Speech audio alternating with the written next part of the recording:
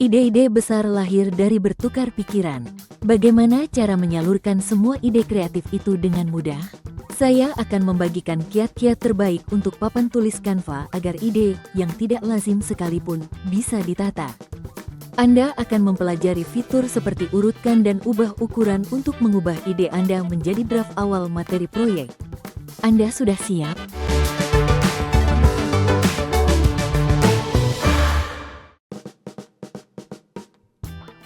Papan tulis membuat kolaborasi jadi ringkas dan asyik, lengkap dengan alat visual untuk ide kreatif. Karena wujudnya aplikasi visual, hasil tukar pikiran dapat disisipkan ke doc strategi, presentasi kampanye, atau apa saja. Mari kita mulai dengan meminta AI Canva untuk menyusun rencana. Di beranda, pilih jenis desain papan tulis. Ketik berikut di bagian cari template. Tukar pikiran peluncuran kampanye. Anda akan melihat ada banyak opsi template. Beberapa lebih kreatif, beberapa lebih terstruktur. Saya suka yang ini. Kebanyakan template ini sudah dilengkapi dengan kiat praktis, seperti pencetus ide tukar pikiran, aktivitas tim, pintasan, dan elemen yang disarankan. Seperti yang terlihat, di sini ada bagian untuk tukar pikiran dan menambahkan gambar referensi untuk kampanye. Sangat cocok jika Anda perlu berkolaborasi dengan cepat dan efektif bersama tim, atau saat membutuhkan arahan. Jika tampilan diperkecil, papan tulis menjadi tidak terbatas. Berapapun jumlah orang yang berkontribusi, ruangnya tidak akan pernah habis. Saatnya membuat template ini terasa lebih personal. Kita sudah memiliki kit merek yang disiapkan dengan Canva Pro, jadi mari kita gunakan sekarang. Kita bisa dengan cepat mengganti font.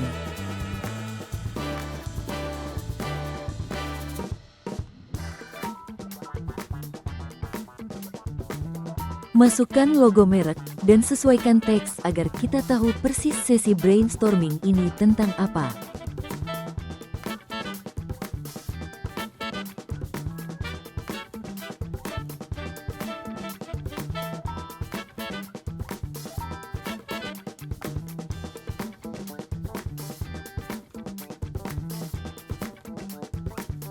Ide kreatif terbaik lahir dari kolaborasi. Canva memungkinkan kolaborasi real-time dengan siapa saja di dunia. Untuk siswa PJJ, kolega yang bekerja dari rumah, atau agensi internasional. Alat AI Canva memudahkan segalanya. Mari ajak 1 atau 2 orang bergabung ke papan tulis ini. Saat mereka mengetik, kursor mereka akan terlihat bergerak secara real-time. Cukup klik dan sehret untuk menggeser tampilan. Gunakan kontrol zoom untuk memperbesar layar, atau ikuti kursor seseorang agar tetap di area papan tulis yang sama.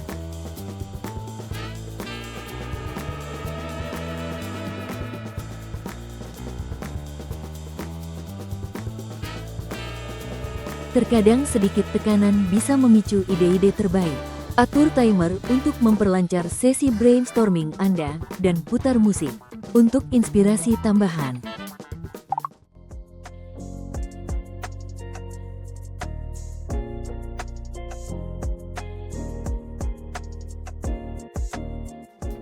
Mari kita bawa sedikit konteks dari sebelumnya.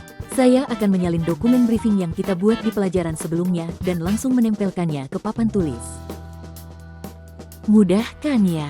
Semuanya bisa disimpan di satu tempat. Mari kita tambahkan memo tempel agar tidak ada ide yang terlewat. Ingat, Anda bisa mengaksesnya dari panel elemen atau cukup tekan S pada keyboard. Kita bisa mengetik langsung di memo, mengubah ukurannya, dan mengganti warnanya agar sesuai dengan ide. Apabila kita pilih beberapa memo sekaligus, tampilannya dapat kita ubah dalam sekejap. Secara visual, memo-memo tersebut jadi satu kategori. Mari gunakan gaya yang berbeda untuk merepresentasikan kategori. Kuning untuk konsep, merah muda untuk build, dan hijau untuk item tindakan. Dengan begitu, proses tukar pikiran menjadi lebih mudah dicerna. Saya tambahkan reaksi berupa emoji ke beberapa memo sebagai cara cepat kasih masukan tanpa mengganggu alur diskusi.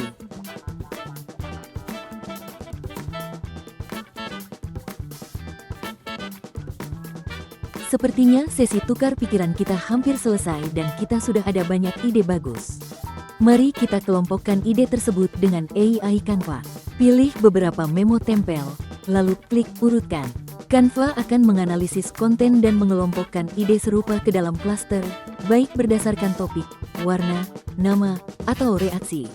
Kita pilih topik. Sekarang mari kita buat agar lebih mudah dipahami dalam sekejap. Gunakan tulisan ajaib untuk meringkas kelompok memo ini. Nah, jadi deh, kini tim bisa melihat poin-poin penting dalam waktu singkat. Sesi tukar pikiran tidak harus ribet. Justru sesi itu bisa kreatif, kolaboratif, dan mudah diarahkan ke langkah selanjutnya. Agar ide kita berkembang, mari kita hubungkan semuanya, kemudian bagikan ke tim. Di sini, kita bawa ide baru menuju tahap berikutnya. Mari kita buka panel elemen untuk mengakses semua bentuk yang tersedia. Ada berbagai pilihan, mulai dari panah hingga simbol diagram alir. Kita bisa menghubungkan ide dan mulai membangun alur kerja. Ada banyak bentuk yang bisa ditambahkan.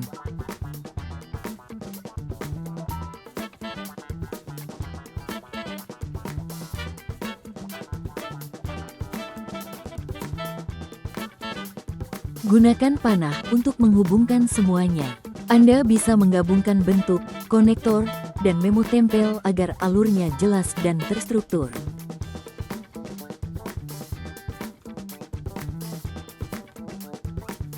Label bisa ditambahkan ke garis dan ke bentuk. Agar lebih hidup, saya akan cari beberapa foto di elemen dan menambahkan 1 atau 2 ke papan.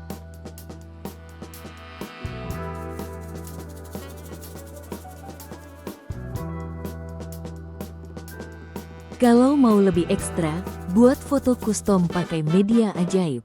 Saya mengetik potret wanita pengusaha memegang laptop dengan latar putih.